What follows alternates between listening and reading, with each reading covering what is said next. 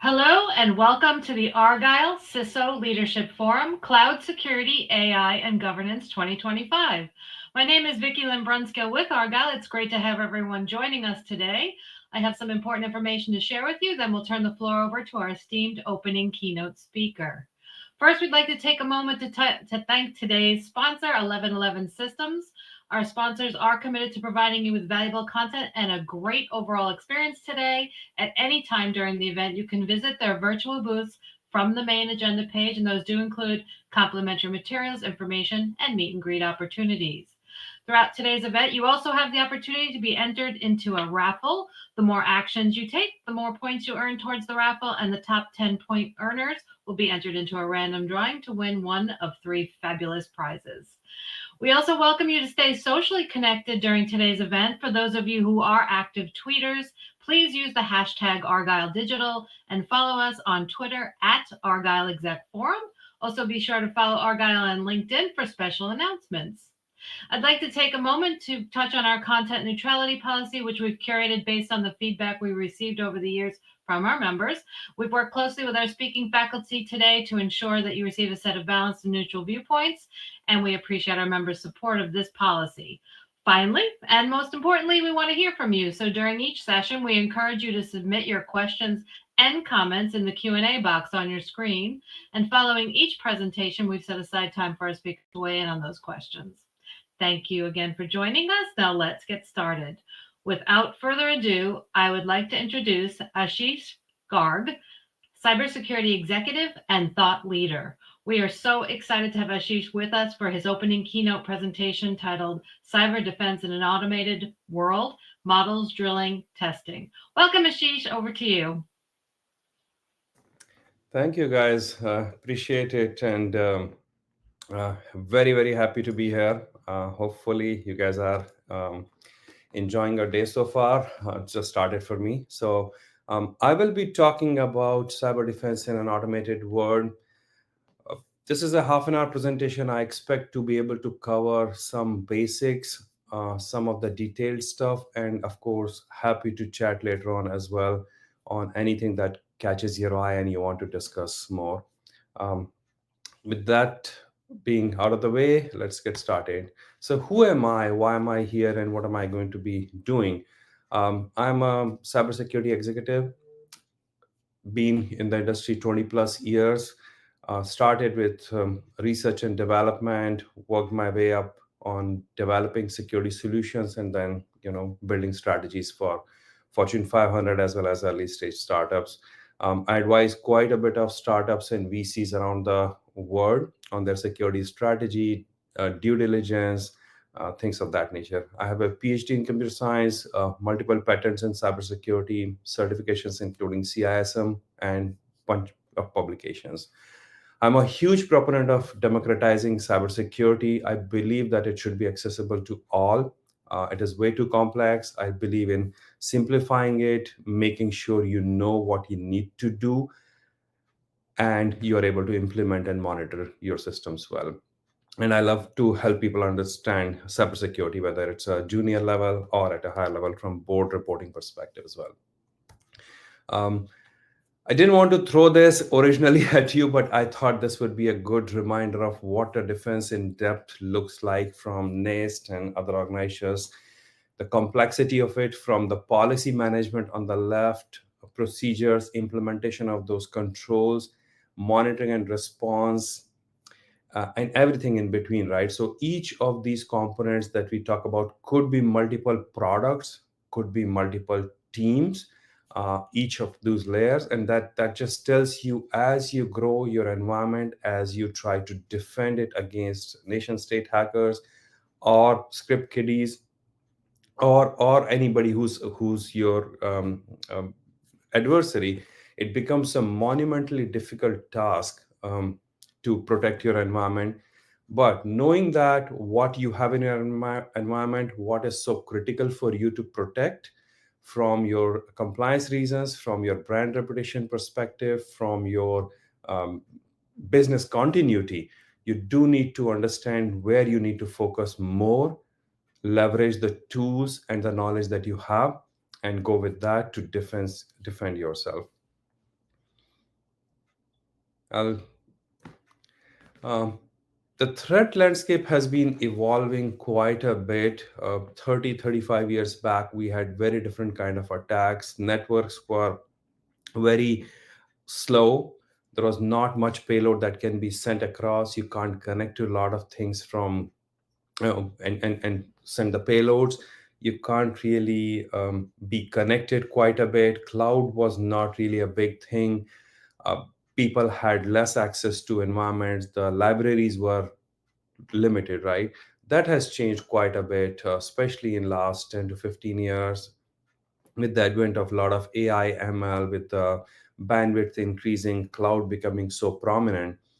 And especially in last few years, when we started seeing generative AI kind of taking over people's lives by creating more efficiencies around things, right? You're able to create code using generative AI. You are able to test things out. You are able to um, literally build better attack vectors, right? You're able to create better quality malware, right? You can have phishing emails that look pretty much like as legitimate as a regular email would look like. So a lot of that has changed. There are, of course, like I mentioned here, traditional threats are still there with malware, phishing, social engineering, but you also start to see AI driven attacks, right? Leveraging a lot of that capabilities, using less resources that needed. So you don't need 20 people writing all those attacks. You can actually have one guy using LLMs, using a lot of available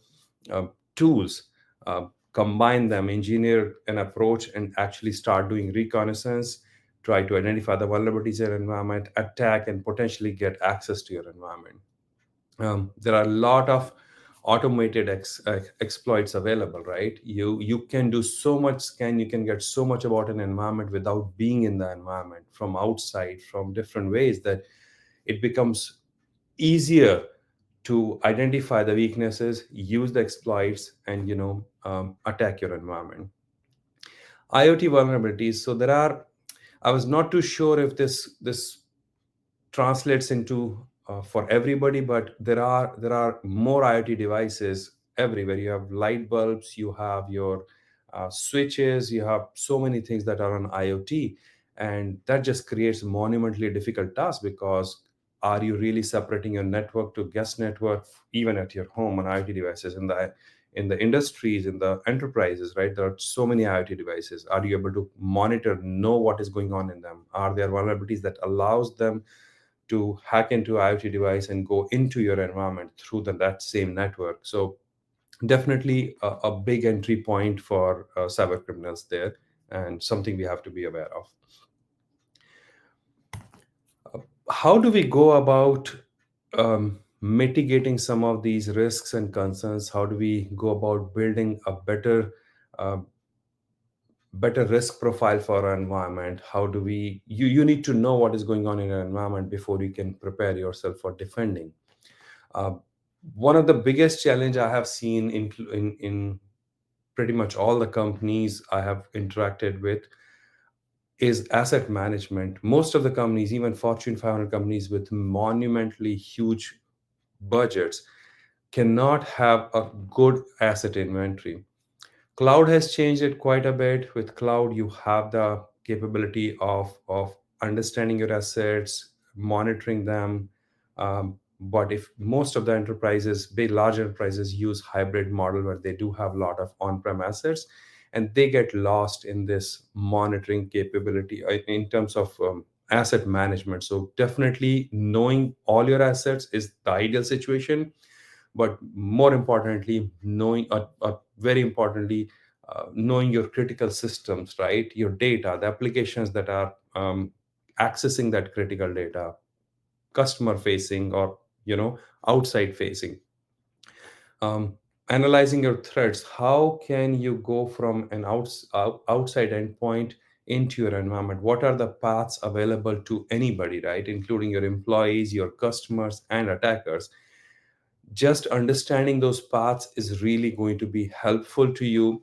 And in the path, you identify all the threats. Are there vulnerabilities? Are there patches that need to be maintained? Are they running on an older library? Are they running on an older operating system that is no longer supported? So a lot of those factors, your network paths, right? Evaluating vulnerabilities, and I'm going to talk a little bit more around how to build these things in detail based on time. So you want to ideally understand the vulnerabilities there, the pinpoint weak points in your systems and processes. Assess the impact. What if something like that happens, an attack happens? What are you going to lose? Is it going to be just a downtime and you just have to recreate that environment? Is it going to be a damage because somebody can potentially steal the data? Is it a brand reputation? They can replace your e-commerce website with something else so people cannot purchase and they have a bad experience. So assessing that is extremely important, and implementing controls, right? So sometimes you're just not able to patch certain vulnerabilities. You may want to have compensating controls and just making sure that you are testing it well enough to understand the attack path and how you can stop those attackers. Could be a big difference in you not knowing anything in your environment versus knowing and being able to monitor and being able to stop certain things or contain those attacks. Um, so, how do you develop realistic scenario based cyber defense drills, right? You want to, I talked about identifying the asset all the way to be able to stop those um, attackers using either core controls, compensating controls, patching the vulnerabilities, knowing what critical data is being accessed on those attack paths. um, you can do scenario design. One way to do it is you have know, you know what your attack path may look like.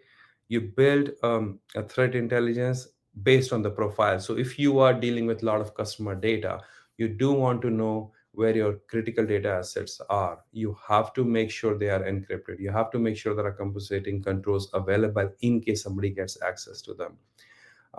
There are quite a bit of new innovation in last 10 to 15 years I have seen in the data security space. So leveraging some of those, understanding what is possible right now could be a very big difference in you being comfortable with your security posture. Team assembly, it's not a game that you only play as a security team. You have to really have the buy-in from management. You have to have your IT department, your engineering, um, letting everybody know that they have that's what you're trying to build could be very very effective for you. um, you can run some scenarios in controlled environment. You can do tabletop exercises. You can simulate a lot of real world conditions. You can actually have a parallel environment where you can test certain things, which becomes tends to be a little bit more expensive in terms of time and effort. And but if you are a large enough organization, that could make a big difference in you being able to constantly aware of the threats to your environment. You evaluate the performance as a last step. Once you run those drills, you identify the gaps. It's gap and risk identifications are so underrated, I think. But if you do it well enough and actually follow through, you have a workflow that says these are the gaps. We keep identifying these, we keep identifying the risk, and we keep building those compensating controls, improve the environment, patch vulnerability management. A lot of those things can quite help you with improving your defense.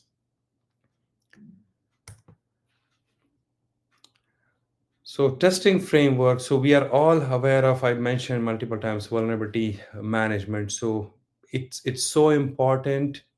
It looks very easy, but it becomes very difficult in a hybrid environment to be able to do vulnerability scanning, manage those, prioritize them, making sure they are patched, right? What I'm seeing quite a bit now is whether it is a vulnerability in your own software that you're developing or in the integration from third parties. There are there are tools to not only identify, classify, and give you the prioritization for, but there are tools that could potentially help you for your own code that you're developing, patch them or at least create a patch for you to review. So you don't really have to spend a lot of engineering cycles, which is usually the one of the big pain points in um, patches or fixing those vulnerabilities in your code. They get delayed, or they get, if it is not a high priority item, they get pushed out to next release and next release, and at some point that could be an issue. But if you use some of these tools, they could potentially help you at least have a 70 to 80% efficacy fix that somebody can manually review and incorporate in your software. So that could help speed up and not have too many pending tasks there. Pen testing, I mean, I cannot emphasize this enough.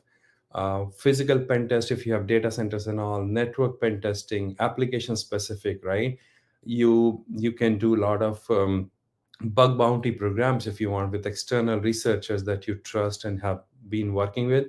Uh, definitely worth the money. You can actually get a lot of pen testing automated as well nowadays, so you don't have to wait 3 months 6 months cycles to do that. You can do it as much as you need to do.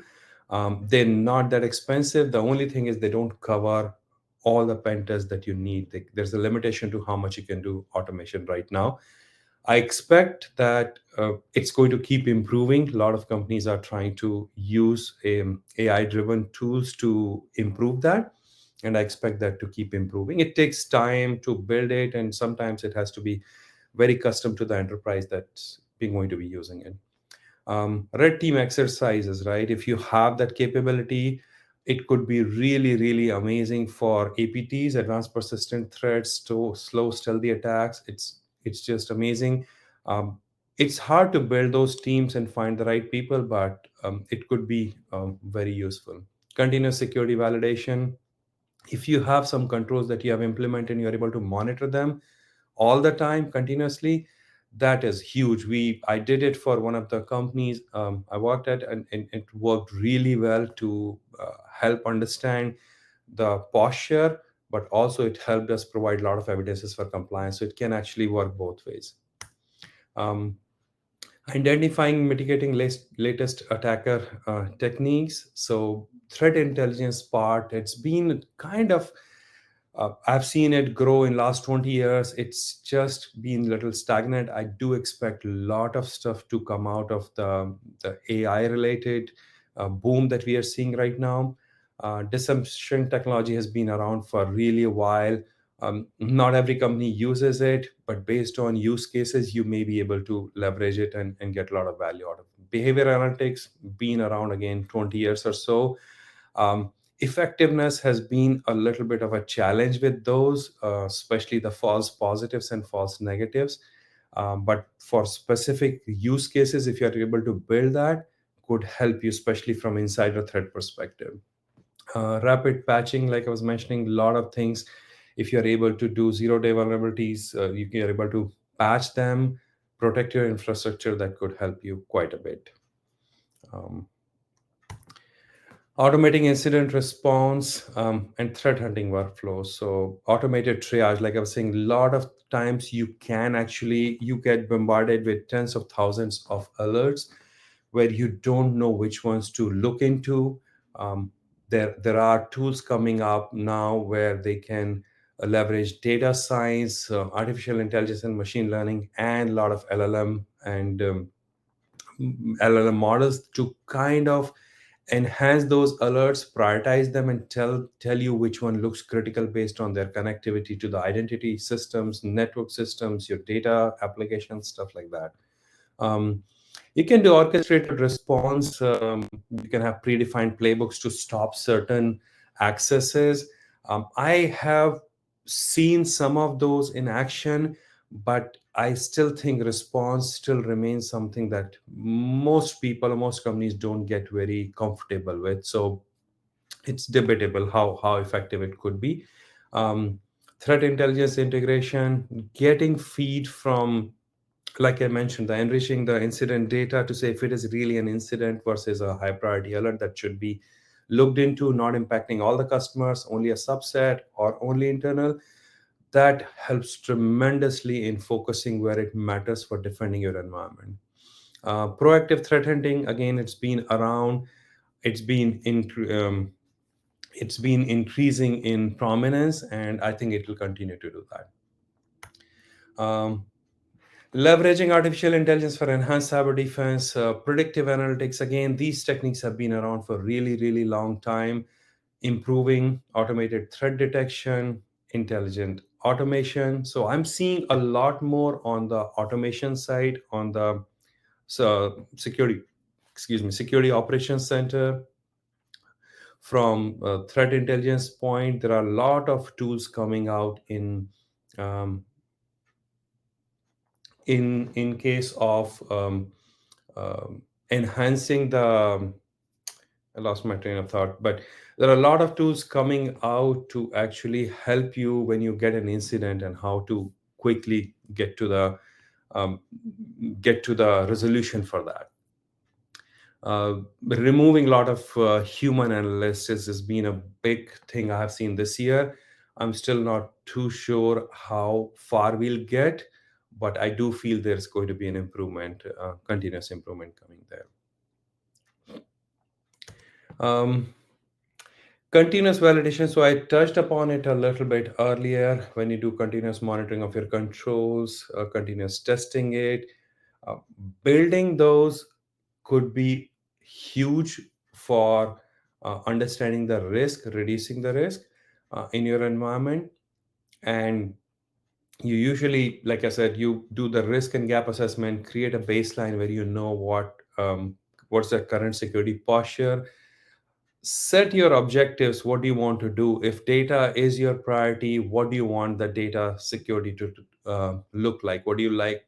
What do you want your network to look like? The micro segmentation strategy, the zero trust strategy, to know where somebody can or cannot go, how to revalidate their credentials and things of that nature. So you reduce the attack surface there. Implementing controls, whether they are core controls or they are compensating controls, could be very, very important. Continuous testing, having monitoring dashboards, being able to see the improvement from when you started and till you reach a milestone where you can say, I feel better, that it's 10% better or 15% better, or I'm able to reduce a lot of egress traffic that was not being monitored in my environment, can be a big difference. Adapt and improve. It's security is a constant game. It's a journey. Um, there's no 100% here, but as long as you keep improving what you need to do to reduce the attack surface, and when you do detect an attack, are able to contain and recover from it fast without impacting your brand, could be really useful. That's the game here. Okay, fostering a security conscious culture. So it's not just the technical tools and policies and things of that nature, but making everybody very aware of what your security policies look like, what they should be doing, where they should not be clicking on a phishing attempt, for example, right? Encouraging, empowering them, right? Empowering them to take the action, encouraging them to spread it, right, or tell others about it.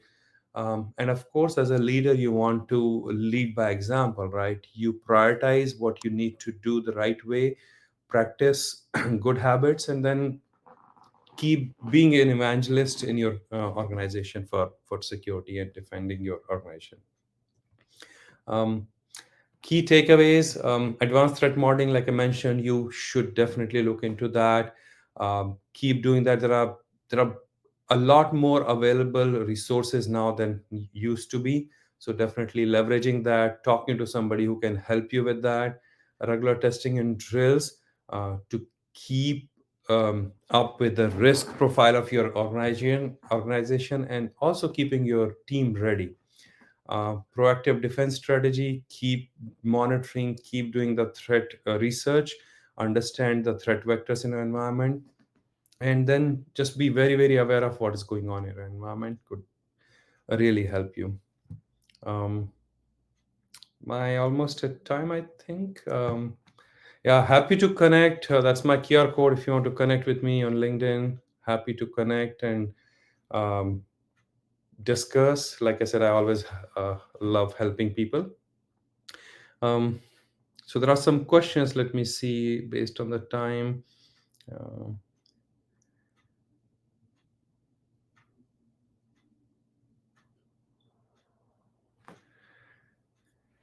so there's a question: how do advanced threat models and tabletop drills contribute to an organization's overall cyber defense readiness?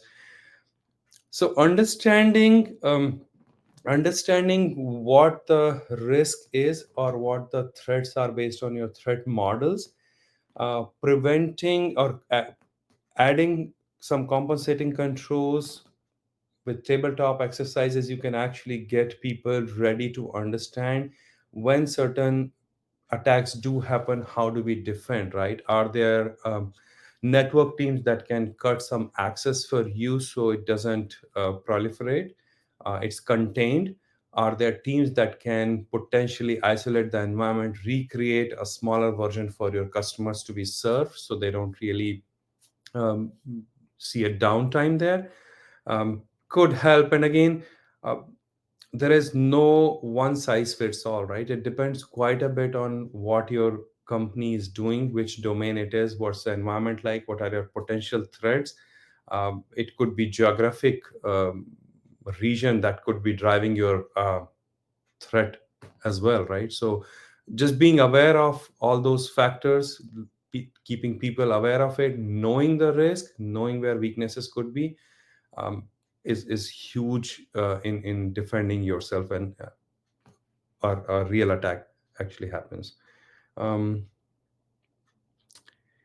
so, what are some limitations or risks associated with relying on automation for threat detection?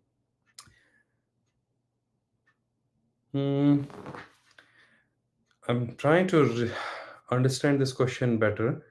What are some limitations or risks associated with relying on automation for threat detection? Yeah, there could be false positives. There could be not enough data to make the right judgment on threats, right? You may be, or it could be you may be missing something because you don't have enough data. So you may completely miss out on an attack that's active attack that's happening, or you may be doubling down on an attack that doesn't have all the data points and it looks like it was not really an incident or a big threat, but a potential user error, right? So it could happen that way. Vicky, how much time do I have? Can I take one more if I have time, or If you do it really quickly. okay? um, What advice would you give to organizations looking to build a culture of cybersecurity awareness and resilience? Yeah, I mean, you have to be a role model. I always say this: you can never shut up talking about security if you are in security. Everybody should just say, "Okay, I get it. I understand. Let me explain what I understand to you." And when everybody starts saying that, when more people start saying that, they understand it very well. They know what you're talking about. So just be an evangelist. Make sure you have the right ethical mindset, you have the right tools and resources for people to understand and be aware of the threats. Thank you so much, Ashish. Unfortunately, we're out of time. Yep. Thank you so much for this excellent keynote, and I want to thank everyone for joining us today. This session, along with all of today's content, will be available on demand following the event, and our next session will begin at 11:35 a.m. Eastern Time, and that'll be a panel discussion titled "Mitigating Internal Threats, Preventing Data Loss and Fraud." Please click the join button that will appear on your screen to be directed to the next session. We look forward to seeing you there. Thank you again, Ashish. Thank you so much.